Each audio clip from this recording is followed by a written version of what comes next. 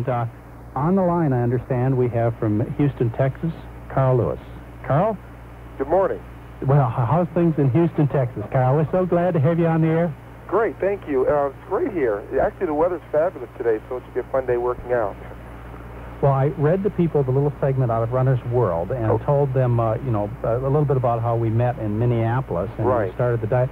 Tell me, was it easy for you to get going on the diet?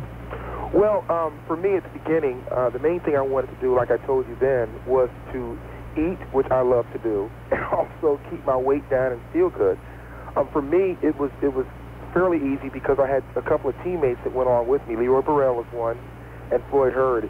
We read the program and went through it, and we decided on a day that we would just stop and start it. So it was tough at first, but when you have people that help support you, it made it easier. But now it's easy for me.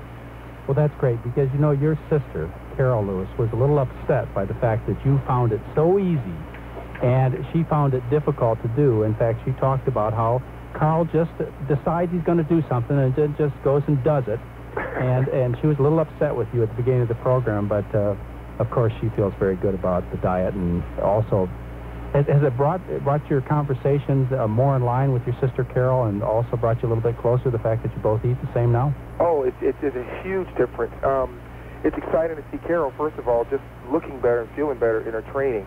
But what happened, we always had this little ongoing thing back and forth because I'd say, Carol, you shouldn't eat that, or you should do this, or you should do that. And then she had her idea, and it's been a big difference for us because now, even Carol, since she's so fresh, she even checks up on me. Wait a minute, didn't you know about that? That's oil. So it's great for both of us. Before, there was a sense of apprehension in talking about anything diet-related because she didn't know about the program and believe in it. But now, it makes it a lot easier. Well, I was talking to Joe Douglas, your manager, a couple of days ago, and she said that, he said that Carol just came back from the program, and even though she hadn't been training, she went out and did, I guess, quite a phenomenal jump just a couple of days ago. Right. She had a great jump, and Monday and Tuesday, she had her best workout of the year, just that quick. And she's having she's training better than she ever has in the past 2 years, and it makes a difference. See, the thing that you realize is that obviously if you can be fit and thinner and be a little bit lighter, it's going to be easier to move, so you can train harder, you'll get faster. And when I started the diet in 1990, I was 29 years old, and everyone said it was time to kind of pack it in because you're too old to do this, and you're too old to be a sprinter and all of that. But since then, I've obviously had a much better time in eating. I have a better opportunity to keep my weight in check. And then the best thing is that all of my personal best performances have come since that time. So here I am supposedly supposed to be retired and moving on, but I'm getting my best performances, and I think Carol's going to do the same thing. Isn't that just amazing what a little bit of the right fuel will do for you? But the reason you did it, and I tell people, I refer to this article in Runner's World, and I tell people the story, first of all, because I'm so proud of the fact that you decided to go on the program that I recommend. And second of all, I point out to them, I say, if Carl Lewis, who runs all day long, that's his job, if Carl Lewis, who runs all day long, can't keep trim on the American diet, what chance do you and I have? Right. And people stop and think about it, and they say, you're right. Well, that's funny because people, when I talk about my diet, people all the time say, oh, you must have no problem. You work out all day long. I said, I wish. I did at 19, but no mod. You have to watch it. And not only that, but I feel better, and I'm more alert, and I have more energy. And that's a big thing, too, because for me, it's been an exciting thing, experiencing situations that are different and better for the body. And then from a family standpoint, we have diabetes in our past history, and my father passed away of colon cancer. So all of these factors and all of these things are important. So we feel better, we know we're treating the body better, and I definitely feel it's different. But everyone has to realize that you can't do it just eating anything you want. It can't be done. I physically see the difference. I feel better. I'm training better. And I'm a lot sharper mentally, physically. My skin's better. Everything has improved as a result of changing my diet. Carl, would you be willing to stay on the line a little longer so we can take some callers if they'd be interested in talking to you? This is Dr. John McDougall. My guest is Carl Lewis, the world's fastest man. So if you'd like to talk to Carl Lewis, give us a call at 702. And good morning. This is Dr. John McDougall on the Northern California Radio Network. My guest did 100 meters in 9.86 seconds. He had the best long jump of his series and soared 29 feet 3 times. 29, I mean, that must be in the air. And also won a couple of gold medals, and he did it eating healthier. Carl Lewis, you travel all over the world. How many days are you on the road? On an average between 180 and 200, so it's quite a bit. So how do you maintain a starch-based meal plan, a McDougall type of eating style, when you're on the road? Well, the first year it was tough because, of course, no one knew about it. But now I've gotten to where sometimes we call ahead of hotels. We stay at the same places all the time. I go, and many times when I get to a city, I'll go out and buy certain foods from a grocery store and just cook myself. It's just kind of a combination, and sometimes it's difficult. But the one good thing is that everyone knows about it. I talk to the hotels. All of them make sure that when they know that I'm coming back, they try to stock certain things and cook certain meals. And I found also, if you talk to the chef and they'll generally make a meal and prepare it correctly for you. Well, you've always been a rather controversial figure in the athletic world. Does eating this way make you more controversial? Oh, you definitely. I mean, the funniest thing is that when I tell people this, the first thing they say is, well, what do you eat? And I'll say, well, look, let's stop and figure this. When you eat a meal, a normal person, you eat a meal that has one piece of meat on the plate, and then the rest is vegetables, seasoned, whatever way. And I said, so you're eliminating one piece of your meal and just change the way you prepare the rest of it, and you've got the same meal. I mean, you really don't change it that much. But it has, because at first people thought, oh, my goodness, here we go on something else faddish. I mean, this guy, he did the hair first, he did the clothes, now he's in a diet. But I think now what's happening is that people are starting to ask me what I'm doing is different because I've been able to perform at this level at an older age.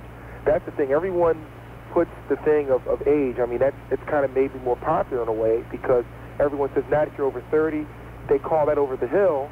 But in a lot of ways, people can feel great if they continue to keep their body in good condition. I mean, because I'm stronger now.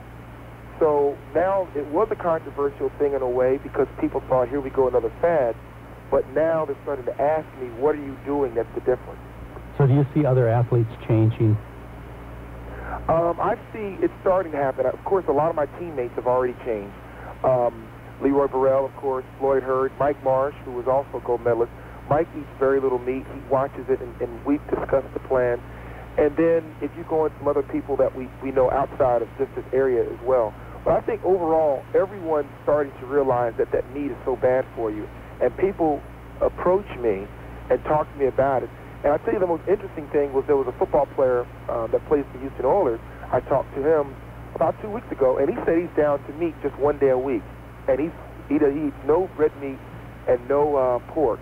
So you're talking about these sports that everyone says you have to have that super protein and super meat. He's a linebacker. He isn't small, and he doesn't eat meat. So I think everyone's realized you don't have to have that stuff. Well, that's fantastic. We'll get the rest of the change. And I think probably the best way to convince them, Carl, is to keep beating their pants off. That's right. Let's go to our phone calls. We have, from your state, from Texas, we have Herman on the line. Herman, you have a question for Carl Lewis. Well, Dr. McDougall, it's really more of a question for you. Well, I'm sorry. I'm not taking questions from me right now. You hold on the line, and we'll get to you in just a minute. Okay, Herman? You bet. All right. Let's see. Do we have, who is this? Patricia? Patricia from Sebastopol.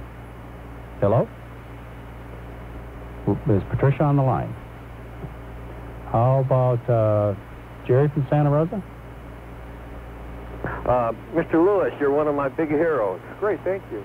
And when you talk about age, I know where you're coming from because I'm past 60 and I do 1,000-mile-plus bicycle trips. My goodness. And I feel better now than I did. I don't think I could have done it when I was a teenager, but now over 60 I could do it. Right. But my big question for you is, Carl, is what do you think of as the best food for energy for like a meat?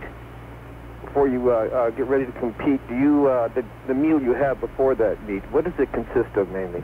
Okay, that's a good question. The night before, we generally eat pasta, which I know is a very popular dish for runners. We'll eat a big pasta dish the night before.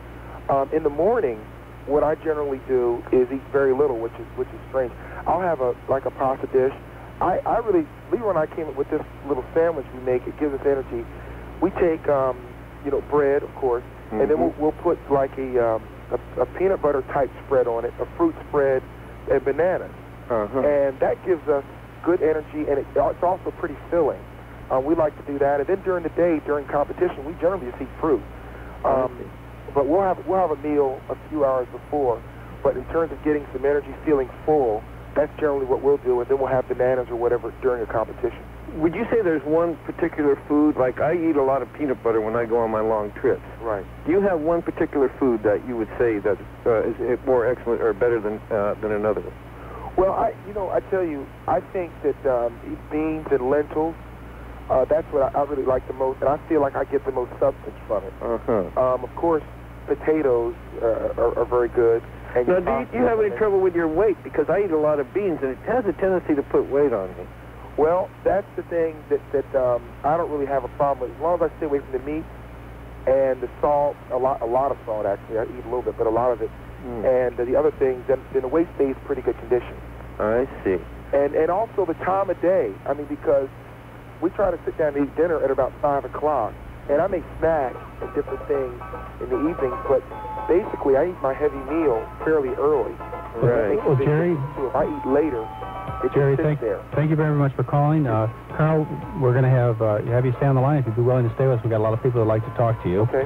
Our guest is Carl Lewis. This is Dr. John McDougall on the Northern California Radio Network. If you'd like to talk to Carl Lewis, and my guest is Carl Lewis, and Carl Lewis is the world's fastest man, as you well know, and so therefore, not surprising that he's also good on the radio, and a good guest to say the least. Carl,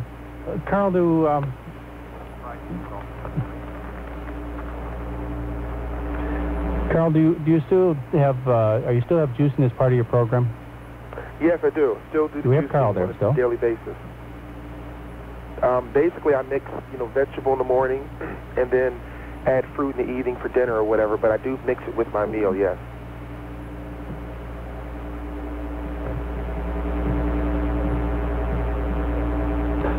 And Carl, as far as the juicing is concerned, there was one time when you had a little problem with you had a little with enough energy, and as a result, I understand you started juicing and you got some of your energy back from juicing.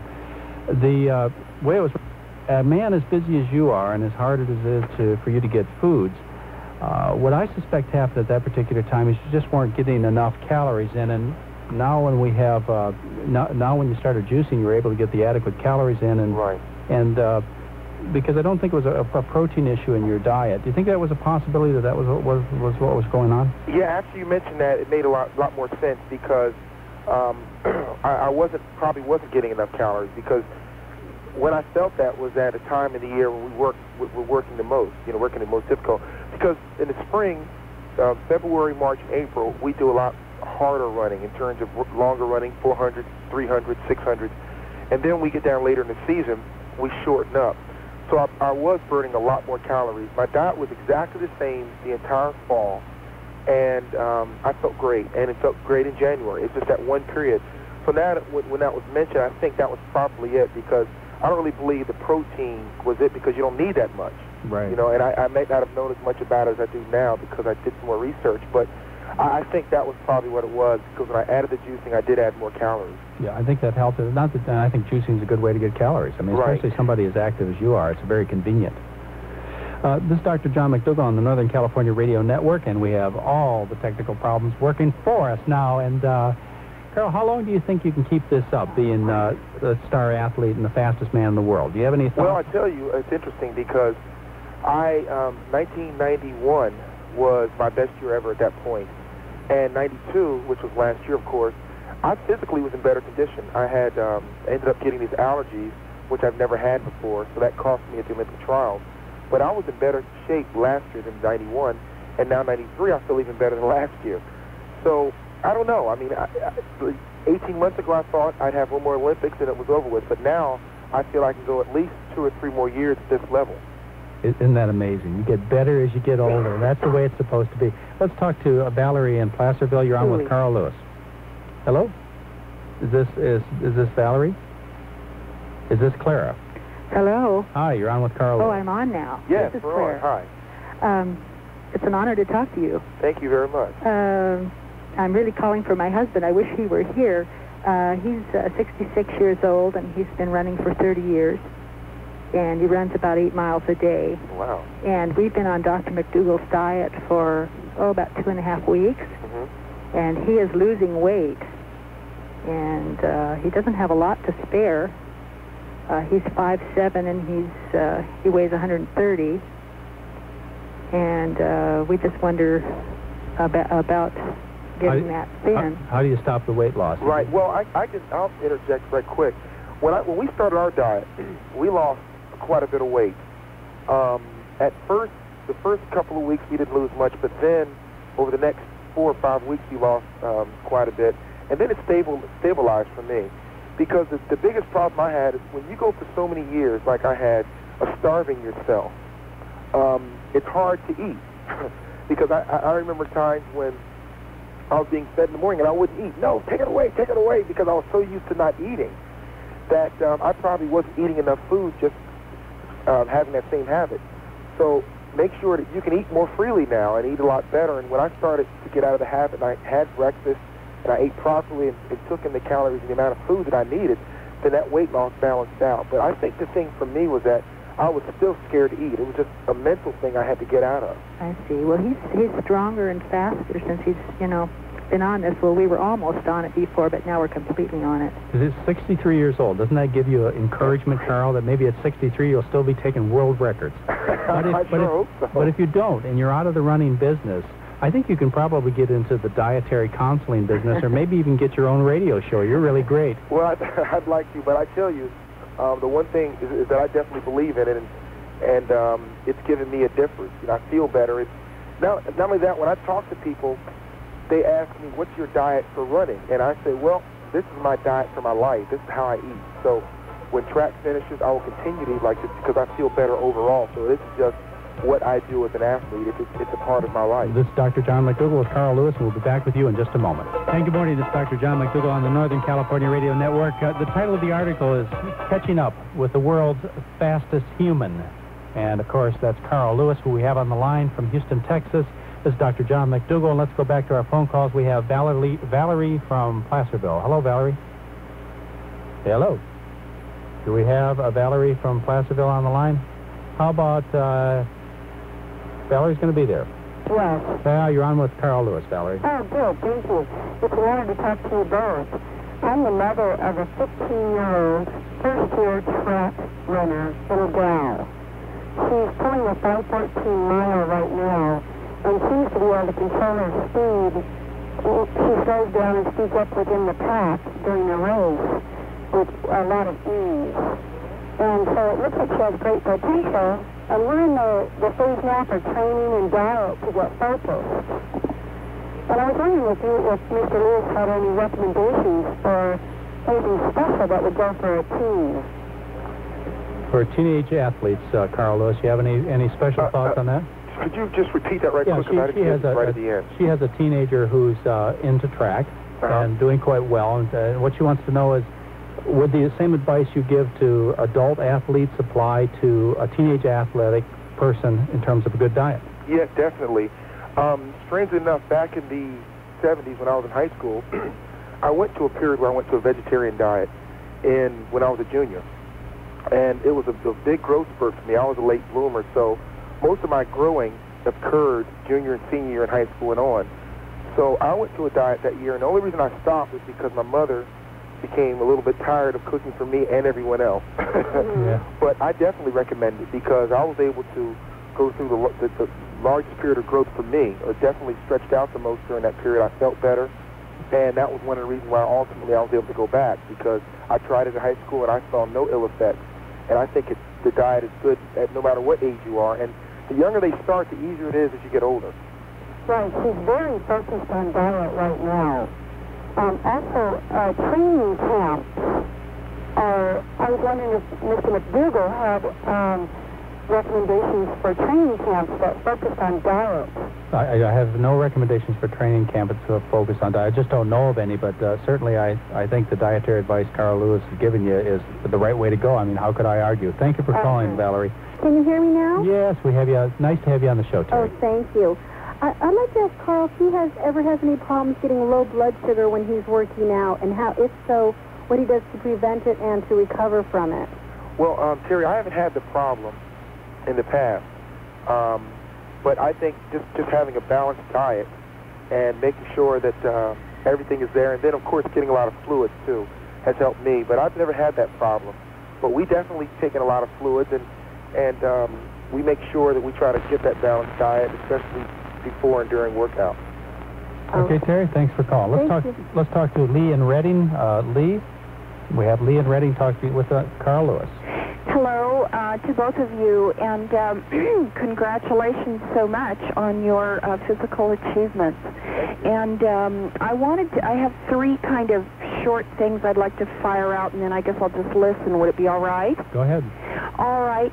I wanted to know, Carl Lewis, if you know John Robbins by any chance, and if you know of his book, Diet for a New America, and in connection with that, I was wondering if you were interested or concerned or so on in the animal rights situation and the horrors of things like slaughterhouses. And I was wondering if you had any comments on that. That's number one. And then number two, I was wondering if you would be a little more specific about exactly what the hotels that you mentioned, your regular hotels, precisely what they do for you, rather than just, no meat or something like that. And the third one is, are you concerned yourself about the problems with devalued food, such as the problems with the way traditional agriculture, the problems of the chemicals that are ruining the soil, etc., and if you are concerned about organic produce. And thank you very much. Thank you for calling. Okay. Those are some really specific questions. Yeah, Carl. they are. I imagine you have some strong feelings on them. Definitely. The first one, I think that everyone that I know that has been to a slaughterhouse has a difficult time eating meat. And I think that they need to, first of all, get young people or people, period, in those slaughterhouses, and that is a major, that would be a major deterrent, because it's deplorable what they do to the animals, how most of them are raised, how they're pumped with steroids to get certain sizes, and then they're just sliced up, and people just sit there and grin and eat steaks. I think it's deplorable, and it's horrible, and Carl, let's hold up on the rest of that question until after we come back from the commercial break. It's Dr. John McDougall. My guest is Carl Lewis. Good morning. This is Dr. John McDougall on the Northern California Radio Network, and a real honor for me to have Carl Lewis, the fastest man in the world, also a supporter of good nutrition. And, that's right. And the fact that you don't hesitate to mention that the McDougall program is the way to go really makes me feel good, Carl, for a couple of reasons. And, the obvious one, but also a lot of people out there are interested in changing their diet. They see what wonders a good diet has done for you. And when you just say things like eat less fat, or I'm a vegetarian, or so on, it's not specific enough for them. But when you are willing to say that it's the McDougall program, they can go just get the book, just do it, and they know exactly what to do it. And I just want you to know how much I appreciate the fact that you do mention the name and are hesitant a bit about it. Well, I appreciate it also because, like I said, I guess it was a godsend for me, because I was at a time when I needed a change. Then I met you, and then it's made a difference in my life, and of course Carol. And we want to appreciate getting Carol involved, because I think it's going to change her competition also. Oh, well, we'll keep after if it doesn't. I know it will, though. She'll do well. Yeah, she'll hang in. Yeah. Let's talk to Molly in Santa Rosa. Hello, Molly. You're on with Carl Lewis. Oh, hi, Carl Lewis. Hello. Good morning. Good morning. I have another teenage problem. I have a 16-year-old female who decided to start weight training, and her coach set up the weight program for her and everything, and we just started the program about 2 weeks ago to be on the McDougall program, and she informed her coach that she was vegetarian, and he said if she wasn't eating some meat protein of some sort, he would not be able to coach her. How do I convince this gentleman that she really is okay on this program? Well, the first thing is that it's hard. Like I mentioned earlier, it's very difficult to convince them that. But I personally don't believe in a lot of lifting everything at that age anyway. But the main thing is that you've got to stick to what's best. You're probably not going to change his mind, but the main thing is say, this is what we do, this is what we're going to focus on, and we're going to have to integrate this into the program. And then utilize Dr. McDougall or myself and say, these people have done it, because that helps. That's one reason why it's good for us to speak out, because if we've had success, then you can use our name. Say, hey, look, they said it's okay, so if they're doing it, then that's fine. But the best thing is obviously to stick to your guns and tell them that if there are different ways, and this is the program that you want to do, you feel better, you think it's best for you and your program, your child, and that you want to stick to that, and that there are ways to achieve that success because others have given you the advice and you feel better. Well, you know, a picture says 1,000 words. If you could show them a picture of Carl Lewis, which I have, of course, here in the Runner's World edition, and showed that kind of muscular physique that was grown on a vegetarian diet without the added fat, that would make a great impression. As a matter of fact, we got involved with another very famous athlete as a result of the way Carl Lewis looks, and that athlete is Monica Seles. She called me up one day, a couple of years ago, and said that she is so impressed by the physique of Carl Lewis that she wanted to follow the same type of eating pattern, and subsequently we helped Monica Seles change her diet. So, you know, the best athletes in the world are getting smart about this because they're the winners now, the ones that are properly fueled. Thanks for calling, Molly. Thank you. Let's talk to Frank in Santa Rosa. Frank, you're on with Carl Lewis. Carl Lewis, it's a pleasure to be able to talk with you. You mentioned earlier in the program that you take juice as a supplement to your diet. Yes. I wondered what kind of juice you take, whether it's vegetable or whether it's fruit. And then the other question I have real quick is, what would you do before you went on a long walk or a bicycle ride, which I do. I kind of come home tired sometimes. And I'll take that off the air if it's okay. Thanks for calling, Frank. Okay, good question. I generally go with vegetable juices in the morning, and I mix anything from celery, parsley, fennel, carrot. Sometimes we mix with apple for flavor. And we mix in beets, all different types of vegetable juices in the morning. Before workout, that kind of gets my day started. And then as the day goes on after that, I usually drink fruit juice, which could be any type of fruit mixed in for dinner, around dinner time. During the middle of the day is when I'm gone because I leave for workout. But to get me started, to get me going in the morning, I drink vegetable juices. And in terms of, the other question was again? Well, that's okay. Let's go on to Richard on a car phone. Hello, Richard. So it's a pleasure to talk to Carl Lewis. My son's a long-distance runner. I'm specifically interested, it's similar to the previous caller's question, actually. Do you do anything different the night before a race, the morning of a race, and if you double up between races, specifically there, anything different? Well, the only thing we do differently is I'll probably eat a little bit lighter than normal, I guess, the morning of a race. I mean, I wouldn't eat as much.